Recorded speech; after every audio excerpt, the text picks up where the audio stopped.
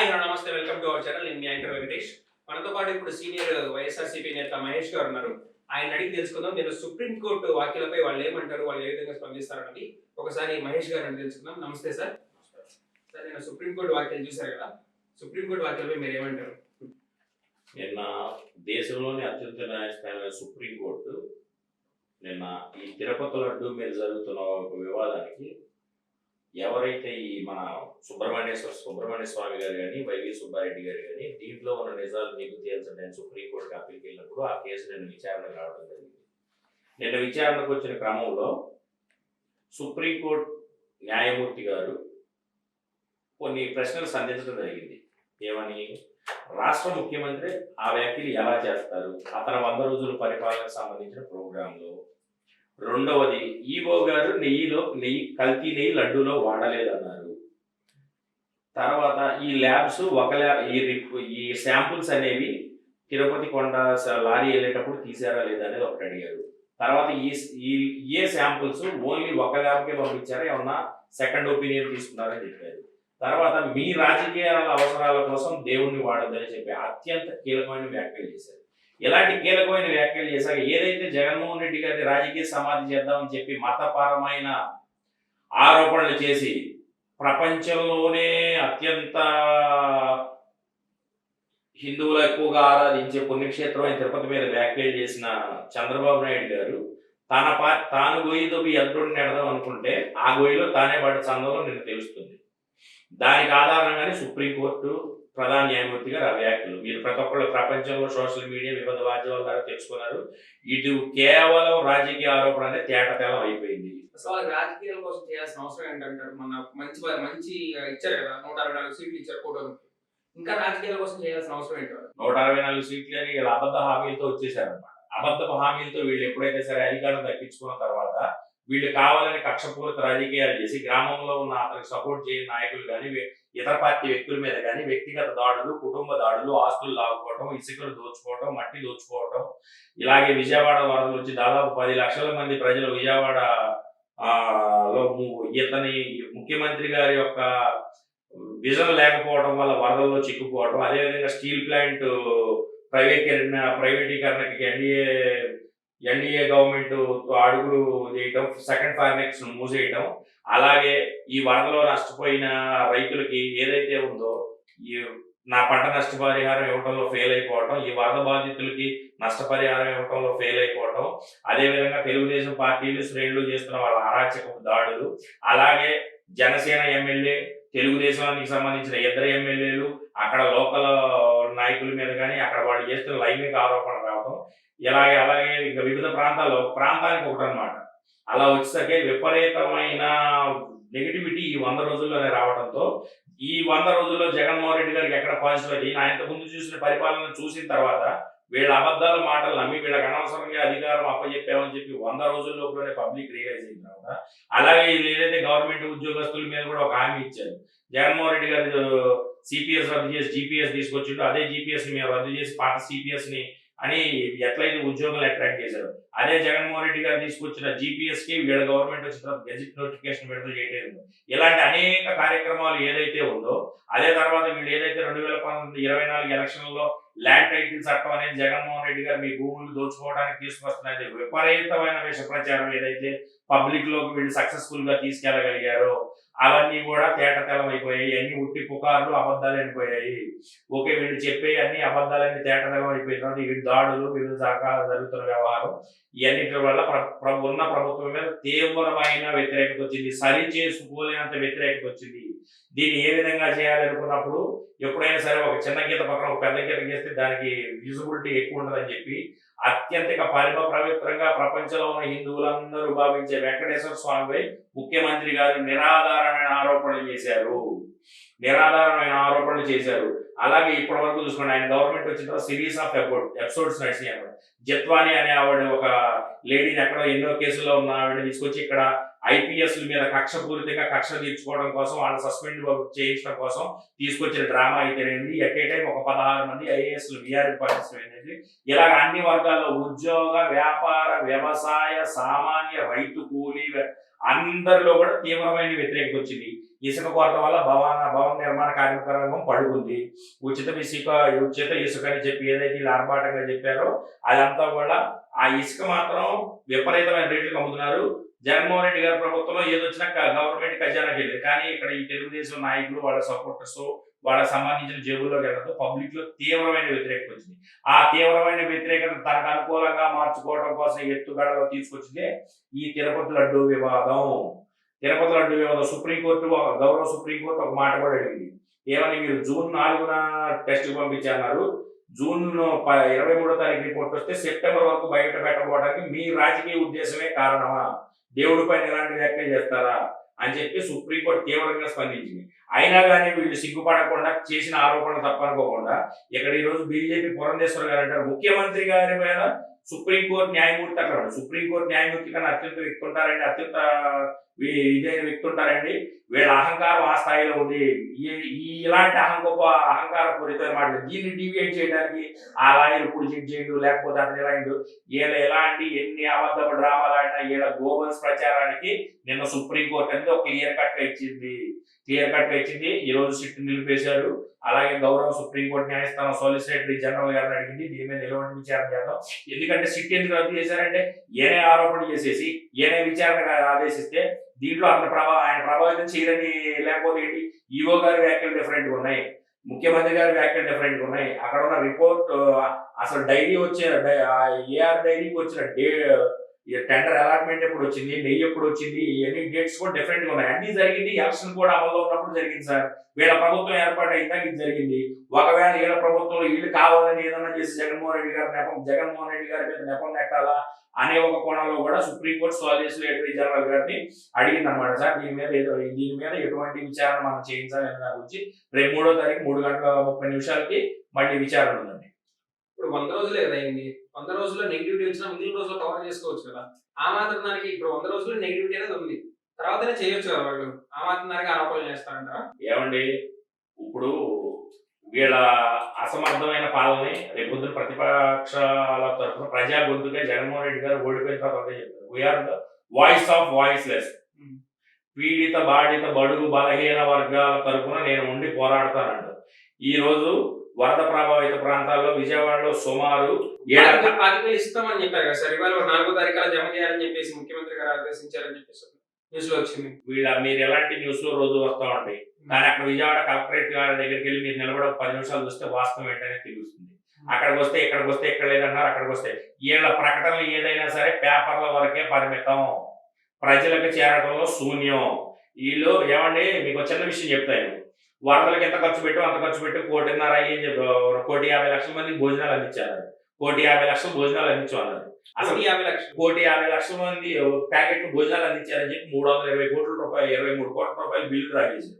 ఎవరి ఎన్ని కొవ్వొత్తులు ఎన్ని అగ్గిపెట్లు కొంటే 21 కోట్ల రూపాయలు అయితే, అవును, ఎన్ని కొవ్వొత్తులు ఎన్ని అగ్గిపెట్లు కొంటే 21 కోట్ల రూపాయలు అయితే, అంటే వరదల్లో ప్రజలు చిక్కుంటే వాళ్ళ వరదల్లో మగ్గబెట్టి వాళ్ళ బాగోగులు చూడాల్సిన ప్రభుత్వం, వాళ్ళ రీహాబిలిటేషన్ క్యాంప్స్ కానీ లేకపోతే పునరావాస కేంద్రాలు కానీ ఏర్పాటు చేయాల్సిన ప్రభుత్వం వీళ్ళ జనాలను గాలికి వదిలేసి అందులో కూడా కరప్షన్ చేసింది. దానికి ఉదాహరణ 21 కోట్ల రూపాయల కొవ్వొత్తులు అగ్గిపెట్లు కొంటారండి. ఎంతమందికి ఇచ్చారు? విజయవాడ నగర ప్రజలని, మీరు ఒక మీడియా రిపోర్టర్ కదా, మీరు ఎలా ప్రశ్నించండి. వాళ్ళు 10 రోజుల పాటు అగచాట్లు చూడండి.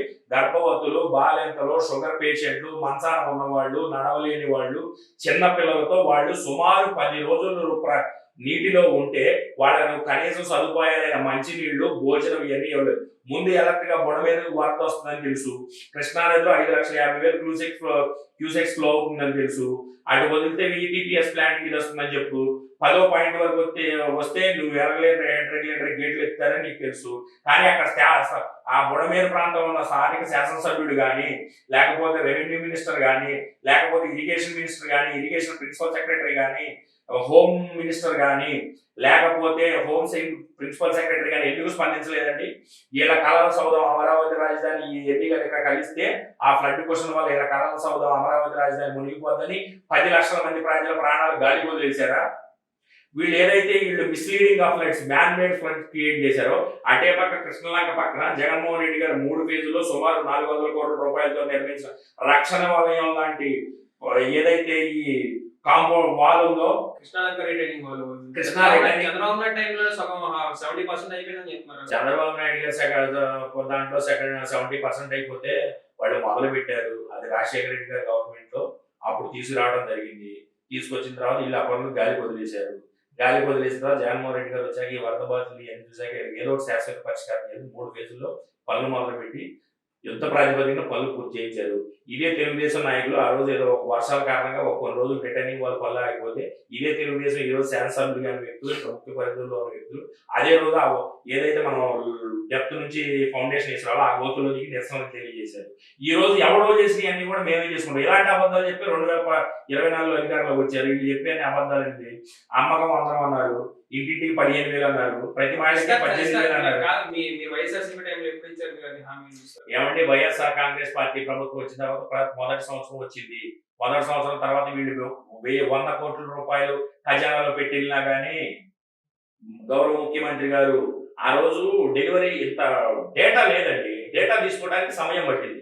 అసలు గవర్నమెంట్ స్కూల్స్ ఎన్ని, అందులో ఉన్న విద్యార్థులు ఎంత, ప్రైవేట్ స్కూల్స్ ఎన్ని, అందులో విద్యార్థులు ఎంత, 1 నుంచి 10వ తరగతి చదివే విద్యార్థులు ఎంతమంది ఉన్నారు, ఇంటర్మీడియట్ చదివే వాళ్ళు ఎంతమంది ఉన్నారు, డిగ్రీ చదివే వాళ్ళు ఎంతమంది ఉన్నారు, బీటెక్ చదివే వాళ్ళు ఎంతమంది ఉన్నారు, ఎంఎస్సీ చేసేవాళ్ళు ఎంతమంది ఉన్నారు, పిహెచ్డీ చేసేవాళ్ళు ఎంతమంది ఉన్నారు, మాస్టర్ డిగ్రీస్ చేసేవాళ్ళు ఎంతమంది ఉన్నారు అని చెప్పి డేటా తీసుకోవడానికి చాలా సమయం పట్టింది అనమాట. ఆల్రెడీ జగన్మోహన్ రెడ్డి గారు ప్రతి ఒక్క స్కూల్లో కానీ ప్రతి ఒక్క సచివాలయంలో కానీ దీనికి ఒక మెకానిజం తీసుకొచ్చి అసలు ఏ స్కూల్లో ఏ తరగతిలో ఎంతమంది ఉన్నారని ఒక తిట్లో తీసుకొస్తే ఆ మెకానిజం తీసుకురావడానికి టైం పట్టింది. ఆ టైం పెట్టిన తర్వాత ఆయన పథకాలు ఆరంభించారు. ఏడా అసమర్థత వల్ల జగన్మోహన్ రెడ్డి ఎప్పుడు పెట్టినట్టు జగన్మోహన్ రెడ్డి విద్యకు అత్యధిక ప్రాధాన్యత ఇచ్చి అసలు అమ్మఒడి అనే పథకం అనేది జగన్మోహన్ రెడ్డి బ్రేక్ చేయండి. వీళ్ళు కాపీ కొట్టి వీళ్ళ అధికార దాహం కోసం నీకిస్తాం అని రాష్ట్ర ఆర్థిక స్థితిగతులు తెలుసుకోకుండా అలివిగాని హామీలు ఇచ్చి మీరెప్పుడు ఇచ్చారని తిరిగి ప్రశ్నిస్తారండి. అంటే మీ ప్రభుత్వంలో మీ గత పరిపాలనలో మీకు అసలు ఇవ్వాలనే ఆలోచన లేదు. 2017లో జగన్మోహన్ రెడ్డి గారి మేనిఫెస్టోలో రైతు భరోసా అనే పథకం పెట్టక ముందు పిఎం కిసాన్ అనే పథకం లేదు. కానీ ఆయన 4 సంవత్సరాలు ఇస్తాను రాష్ట్ర ఆర్థిక స్థితిగతులు బట్టి. కానీ 5 సంవత్సరాలు ఇవ్వడం జరిగింది కదా. 13,500 రాష్ట్ర ప్రభుత్వం డబ్బులైనా కేంద్ర ప్రభుత్వం డబ్బులైనా కలిపి రైతులు జమ చేశారు కదా. అంటే కేంద్ర ప్రభుత్వం కూడా కలిపి చెప్పలేదు కదా. ఆ రోజు జగన్మోహన్ రెడ్డి గారు మేనిఫెస్టోలో పెట్టినప్పుడు ఇంత అమౌంట్ ఇస్తానని అన్నప్పుడు ఆ రోజు ప్రధానమంత్రి కిసాన్ యోజన అనే పథకమే. ఈ ప్రధానమంత్రి గారి పథకం లేదు. ఆ తర్వాత ఎలక్షన్ 2019లో ఎలక్షన్లో యాడ్ అయింది కాబట్టి దాన్ని క్యారీ ఫార్వర్డ్ చేశారు. రైతులకి ఎంతో కొంత చేదోడు వాదోడుగా ఉన్నారు. వాళ్ళ గత ప్రభుత్వ పరిపాలనలో రైతులకి ఏ రోజైనా సరే ఇది చేద్దామని ఆలోచనే లేదు కదా.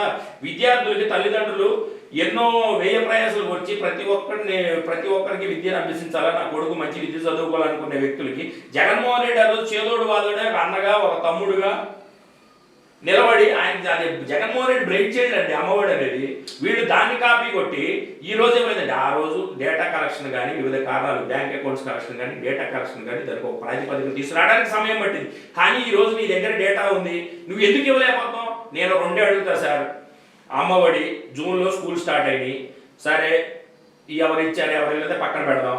అమ్మఒడి జూన్లో స్కూల్ స్టార్ట్ అయింది, ఇప్పుడు ఏమంతండి అక్టోబర్. ఈ లోపల నీ దగ్గర ఏమన్నా సరే మార్పులు చేర్పులున్నా చేసుకునే సమయం ఉంది కదా, నీకు పరిపాలన కంఫర్టబుల్ టైం ఉంది కదా. దీనికి రూట్ మ్యాప్ ఏంటండి? అసలు వీళ్ళు ఇవన్నీ ఎక్కగొట్టడానికే ఓటాన్ అకౌంట్ బడ్జెట్ని కంటిన్యూ చేశారు. ఎందుకు బడ్జెట్ పెట్టలేదండి?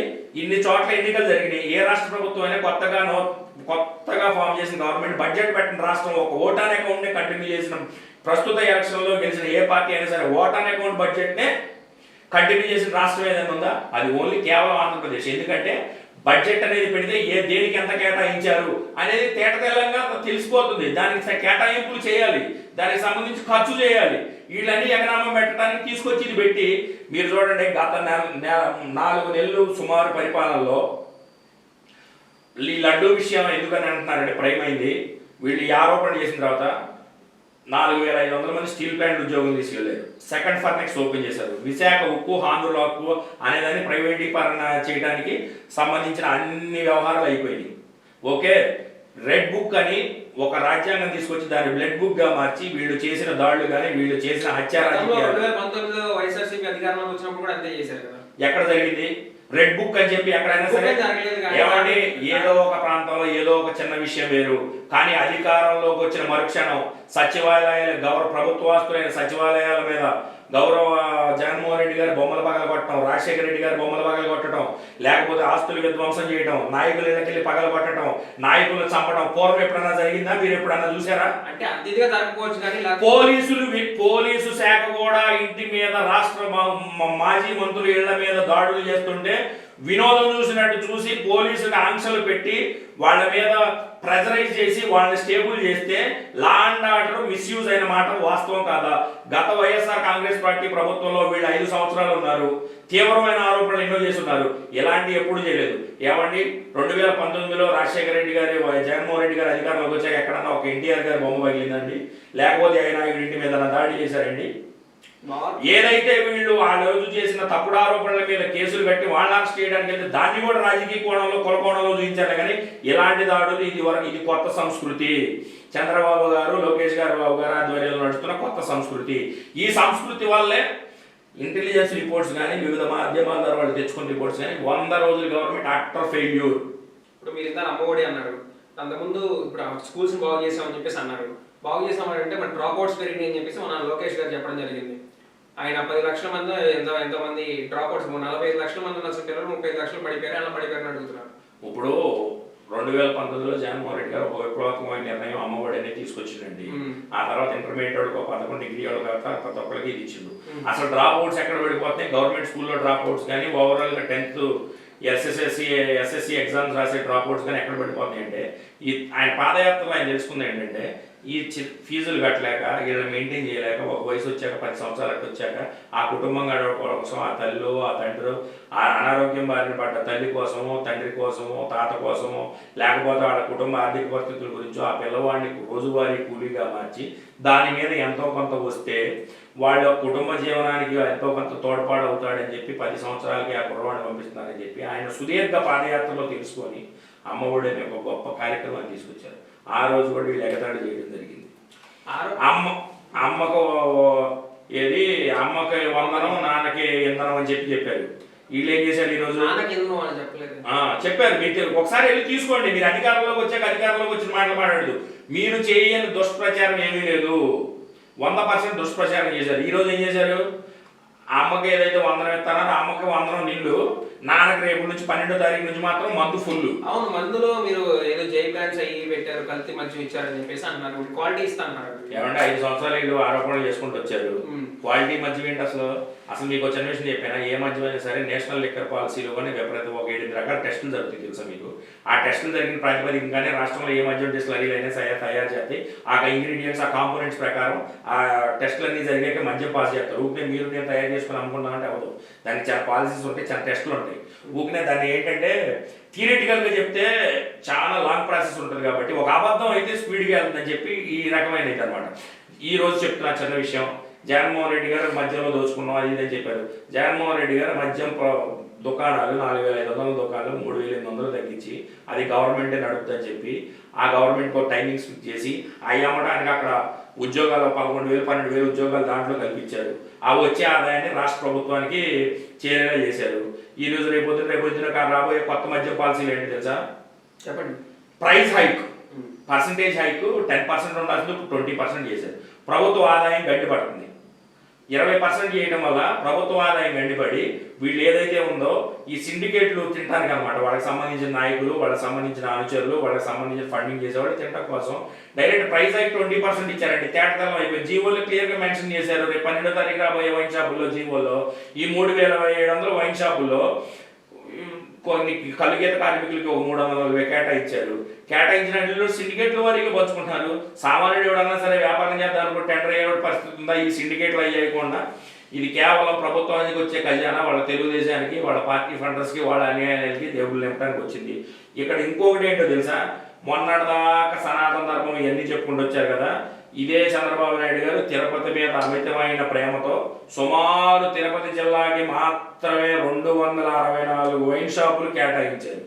తిరుపతి మీద అపారమైన భక్తి, విశ్వాసం, అచంచల విధేయత ఉన్న చంద్రబాబు నాయుడు గారి ప్రభుత్వం రాబోయే మద్యం పాలసీలో తిరుపతి జిల్లా కేటాయించింది 264 వైన్ షాపులు, అన్ని జిల్లాలు విభజిత అన్ని జిల్లాలు అత్యధిక మద్యం దుకాణాలు ఆ జిల్లాలోనే రేపు 12వ తారీఖు నుంచి వెలవబోతున్నాయి. ఈ మద్యం దుకాణాలు ప్రైవేటీకరణ చేయడం వల్ల 11,000 మంది ఈ రోజు ఏదైతే ప్రభుత్వ మద్యం దుకాణాల్లో పనిచేసిన వాళ్ళు నిరుద్యోగులు అవుతున్నారు. ఆల్రెడీ ఒక 2,50,000 మంది నిరుద్యోగులు అయ్యారు. ఓకే, రేపు 11,000 అవుతున్నారు. 2,50,000 మంది ఎవరు? వాలంటీర్స్.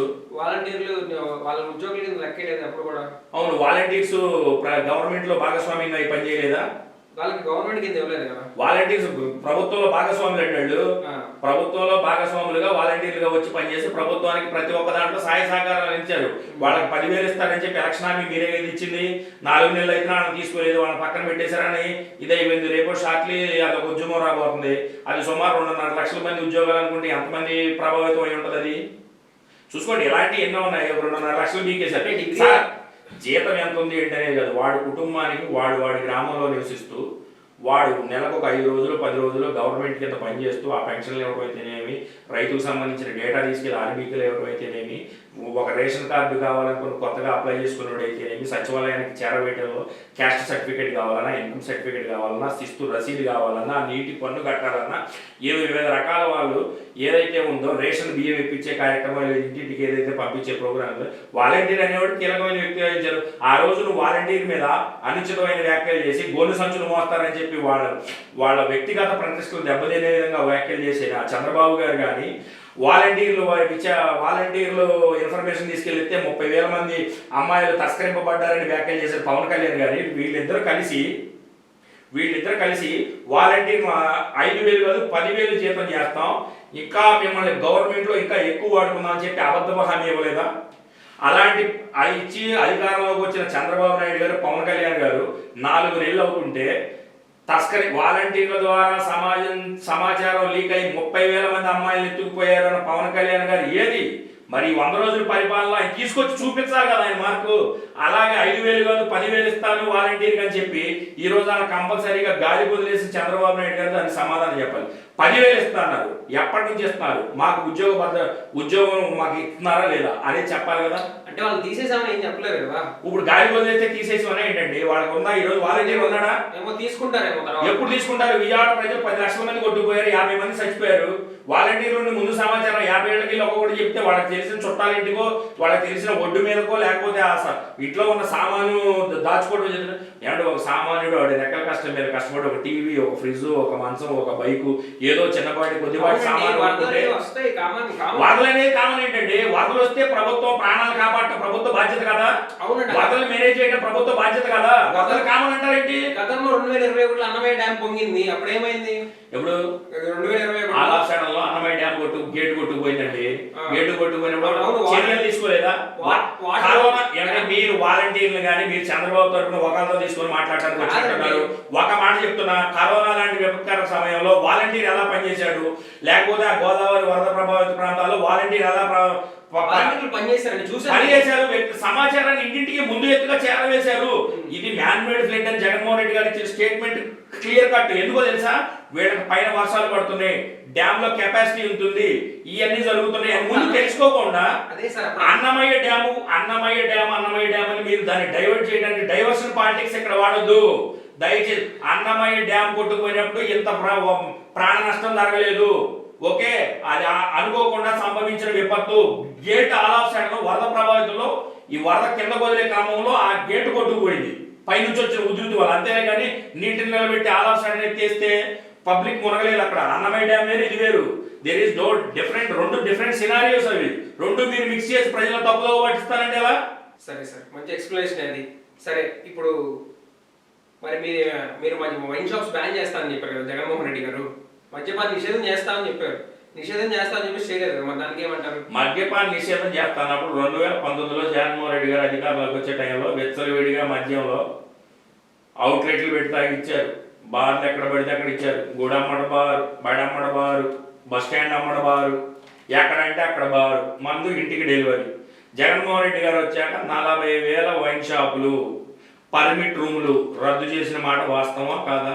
వాస్తవమే అండి. అసలు కంప్లీట్ గా 5 స్టార్ హోటల్స్ కే పరిమితం చేసి 5 స్టార్ హోటల్స్ కే పరిమితం చేస్తాం అనుకున్న క్రమంలోనే 4,500 సుమారు ఉన్న వైన్ షాపుల్ని కేజీల వారులుగా తగ్గిస్తానని చెప్పి మద్యం దుకాణాలు రేషియో ప్రకారం తగ్గించుకురావడం జరిగింది.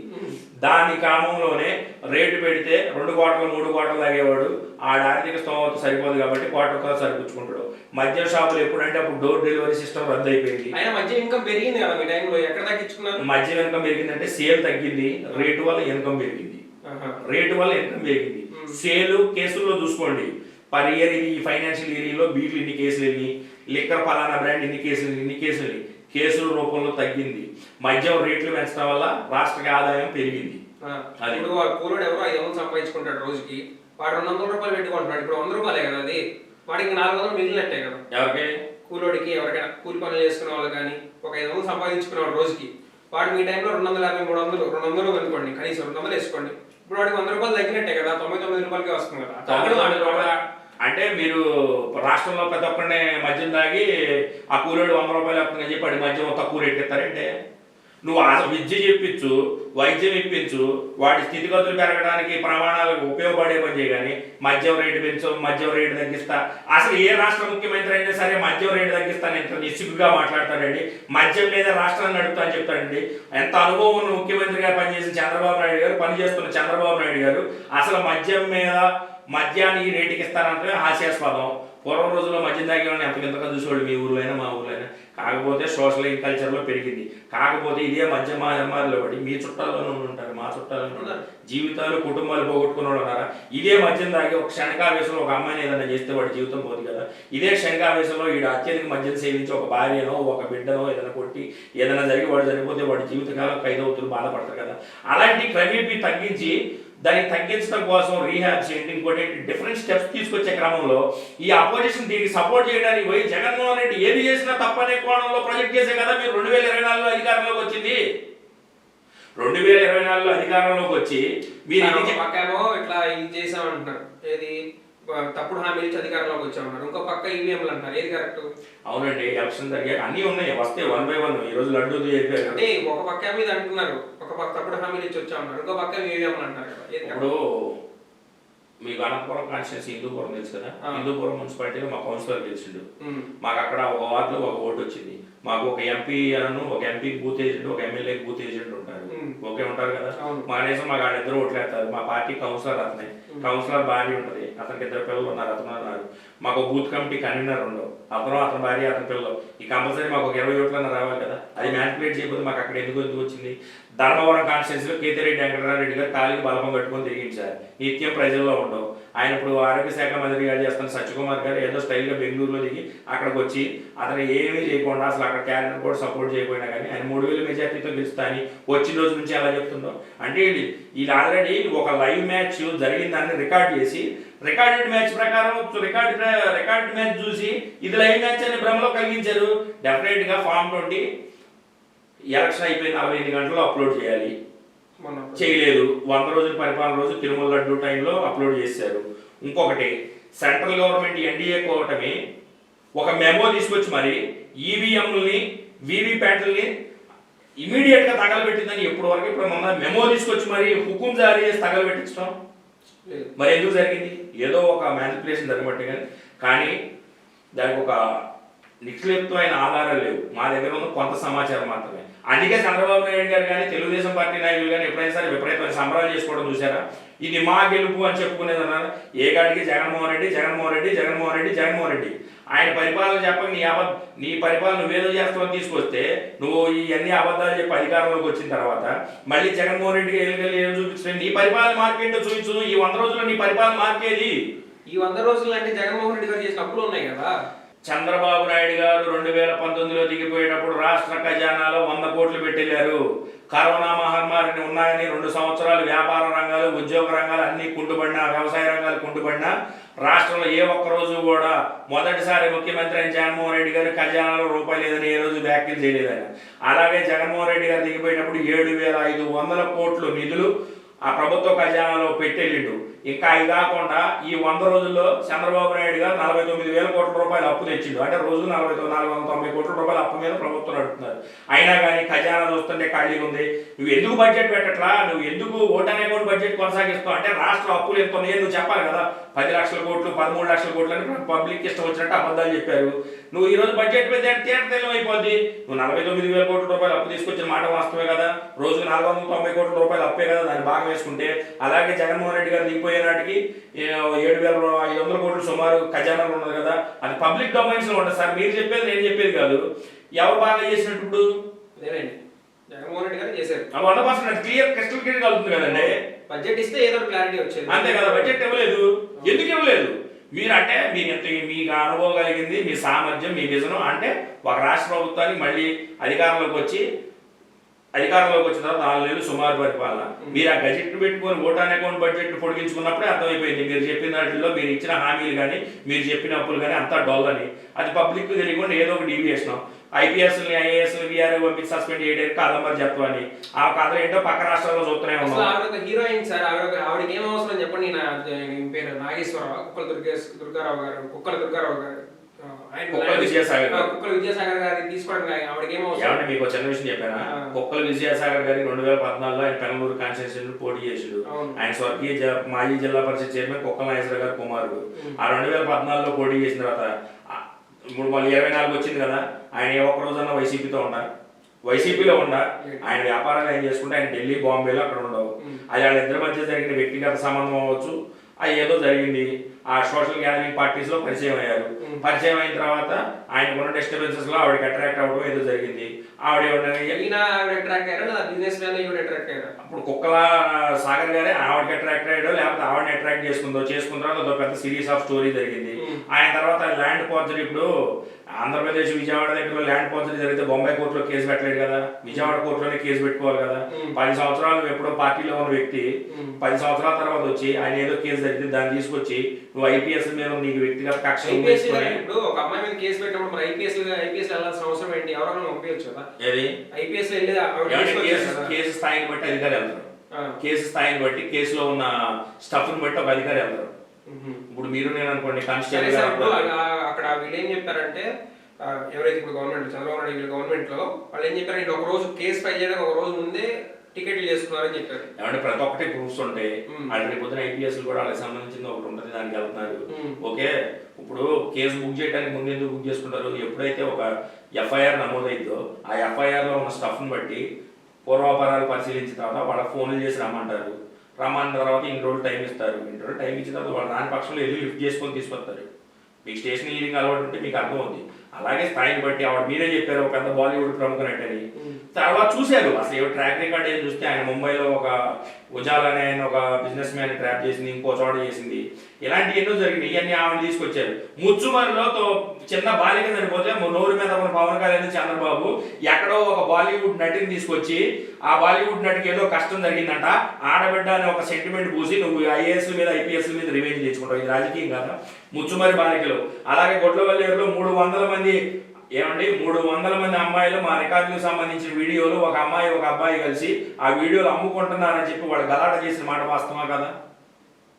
అది పట్టించుకోకుండా వీళ్ళు ఆడపిల్లలు కదా, మన రాష్ట్ర ప్రభువులు ఆడపిల్లలు కదా. అక్కడ ఏం ప్రూఫ్లు దొరకలేదని చెప్తున్నారు కదా. ఏం ప్రూఫ్లు ఎందుకు దొరకలేదండి? వాళ్ళు గొడవ చేశారు. దాన్ని వీళ్ళ రాజకీయ ఒత్తిళ్లతో ఆ సీసీ కెమెరాలు ఏదైతే ఈ షవర్ దాంట్లో ఉన్నాయో అవి తీసుకుని అంటాం మనం సోషల్ మీడియా మాధ్యమాల ద్వారా అన్ని చూసాం. 2 షవర్లు ఎందుకు వీక్కెళ్ళారు అంటే 2 షవర్లు ఉండబట్టే మిగిలిన అన్ని వదిలేసి ఒక 2 షవర్లు ఇవి ఉంటాయి కదా షవర్ బల్బులు అవి ఎందుకు తీసుకెళ్లారు? పోలీసులు తీసుకెళ్ళడం ఫోటోలు తీసి ఆటోలే పెట్టారు కదండి, మనం చూసాం కదా. నీకు ఆ కాలేజీ నీకు సంబంధించిన ఒక శాసనసభ్యుడు బాగుమరిద్దని నువ్వు ఆ కాలేజీ వదిలేసినవా? అందుకని నీకు పబ్లిక్ కానీ ముచ్చుమరిలో ఒక విద్యార్థిని ఒక లైంగిక చేశారు కదా. ఇదే పవన్ కళ్యాణ్ గారు ఎప్పుడో 2017లో జరిగిన సుగాలి ప్రీతి కేసు అని చెప్పి 2019 మొత్తం 24గా ఊదరగొట్టింది కదా. వచ్చాక మొదటిది ఇది పన్నాడు కదా. 100 రోజుల్లో చేసిన సుగాలి ప్రీతి గాలి పెట్టుకుపోయింది. 30,000 మంది మహిళలను అపహరించారు వాలంటీర్ల ద్వారా సమాచారం అని. మరి ఏది 100 రోజుల పరిపాలన అపహరించిన ఆడబిడ్డలు తీసుకురావాలి కదా. అంటే నీ రాజకీయ అవసరాల కోసం దేవుడిని వాడతావు, మహిళను వాడతావు, కుటుంబ సభ్యులను వాడతావు, ఏదైనా వాడతావు. ఇదే కదా దాని క్లియర్ కట్ అర్థం. ఇంకేంటి చెప్పండి. ఇదే గుడ్ల వెళ్ళలేదు, పేరెంట్స్ ఎవరు కూడా రెస్పాండ్ అవ్వలేదు కదా. ఎందుకు అవ్వలేదు? పేరెంట్స్ ఎక్కడ పేరెంట్స్ అవ్వలేదని మీరు చూసారా? ఫస్ట్ రోజు పేరెంట్స్ అవ్వలేదని మీరు చూసారా? అక్కడ ఈ కాలేజీ చుట్టుముట్టి సార్ దాంట్లో తప్పు లేదనుకోండి, యాజమాన్యం పోలీసు గవర్నమెంట్ ఫోర్స్ తో పోలీసు ఆ కాలేజీ ఎందుకు ఖాళీ చేయించింది? కొన్ని రోజులు సెలవు అత్యవసర సెలవులు ప్రకటించాల్సిన అవసరం ఏమొచ్చింది నీకు? ఆ పిల్ల చూసారా రాజకీయ ఆందోళనలో అని చెప్పి 300 మంది ఆడపిల్లలు ఉంటే ఆ పిల్లకి ఏళ్ళు చూపించడం చూశారు కదా, ఎంత అహంకారమైన ధోరణి. అంటే నీ ఎమ్మెల్యేకి సంబంధించిన బాంబర్ దా కాలేజీ కాబట్టి నువ్వు దాన్ని కాపాడుకుంటావా? ఎంత తప్పు. వీళ్ళైతే ఆడబెట్టలే కదా, అంటే నీ రాజకీయ అవసరాల కోసం జగన్మోహన్ రెడ్డి గారు ఏదో విధంగా బురద చల్లాలి, ఐపీఎస్ మీద నీ పని తీర్చుకోవాలన్న కోసం ఆవిడ ఆడబిడ్డ కొత్త ఆడబిడ్డ గుర్తొచ్చిందా నీకు?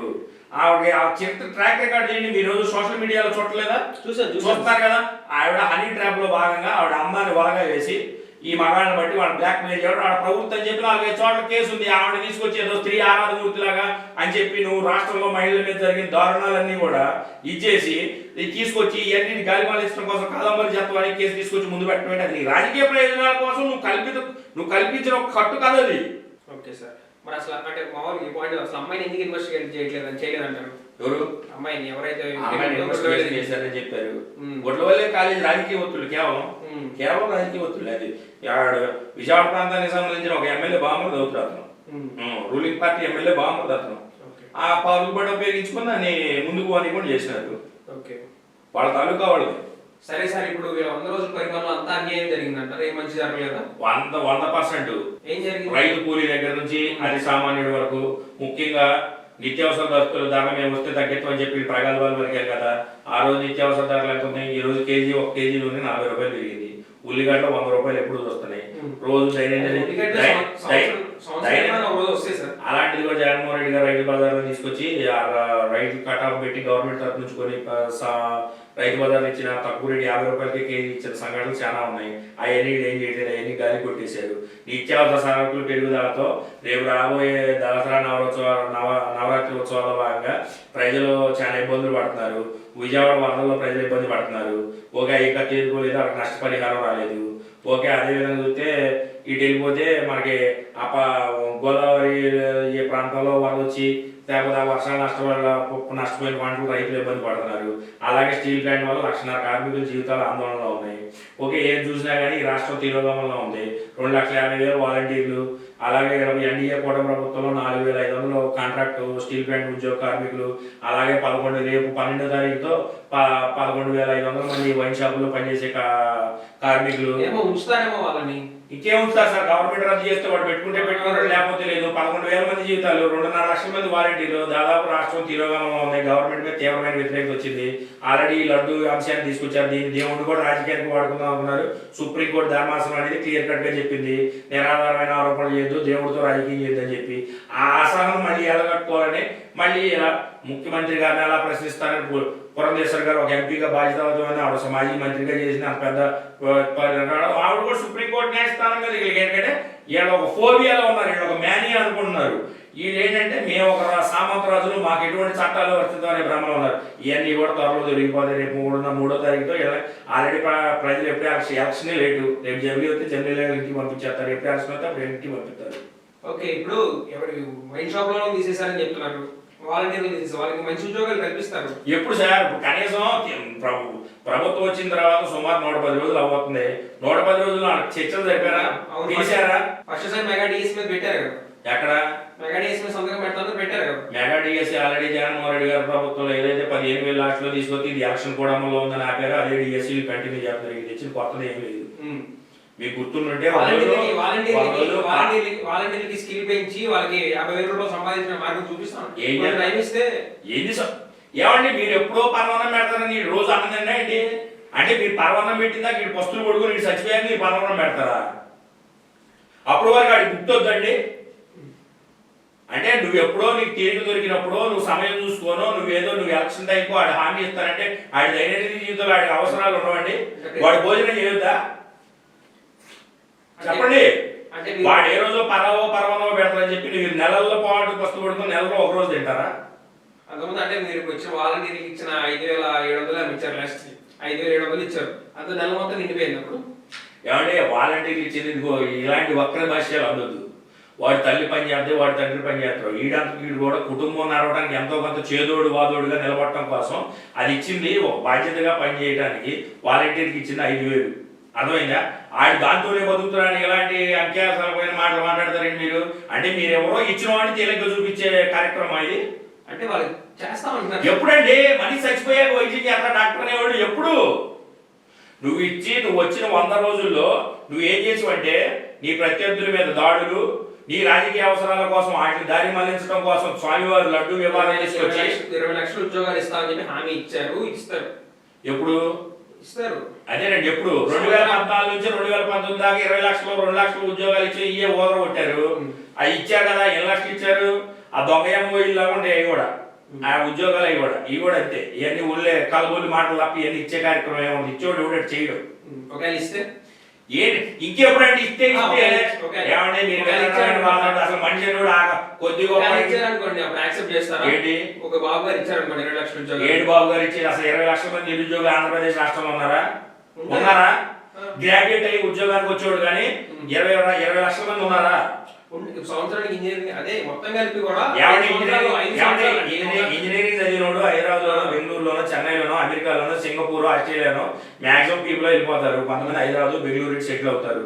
ఓకే, ఇస్తా 20 లక్షల ఉద్యోగాలు ఇస్తా 30 ఇలాంటి కలబోలు మాట్లాడాలి. 20 లక్షల ఉద్యోగాలు ఇవ్వడానికి నీ ప్రణాళిక ఏంటి? చెప్పాలి కదా. 120 రోజులకు కూడా నీ ప్రణాళిక చెప్పుకోండి. నేను ఇస్తా అంటే ప్రతిపక్షం ప్రశ్నించకూడదా నిన్ను? రూట్ మ్యాప్ వేస్తాను. ఏ రూట్ మ్యాప్ అండి? ఆల్రెడీ ఉన్న విద్యార్థులు చదువుకొని రేపు జూన్లో జాయిన్ అయినాడు, ఆల్రెడీ అక్టోబర్ వచ్చింది, వాడు ఫస్ట్ టర్మ్ ఫీజు కట్టుకోవాలి, ఎంతో కొంత ఇస్తే వాడి తల్లిదండ్రులకి నువ్వు పిల్లలకు 15,000 ఇస్తావు, ఎంతో కొంత తల్లిదండ్రులకి ఉపయోగపడుతుందని చెప్పి వాళ్ళ ఆస్తి ఎదురు చూస్తూ ఉంటే డేటా లేదు, రూట్ మ్యాప్ వేస్తారు. డేటా ఏముంటుంది? ఎస్ఎస్సి చదివేవాళ్ళు ఎంత, ఫస్ట్ ప్రాథమిక పాఠశాల ఎంతమంది ఉన్నారు తెలీదా?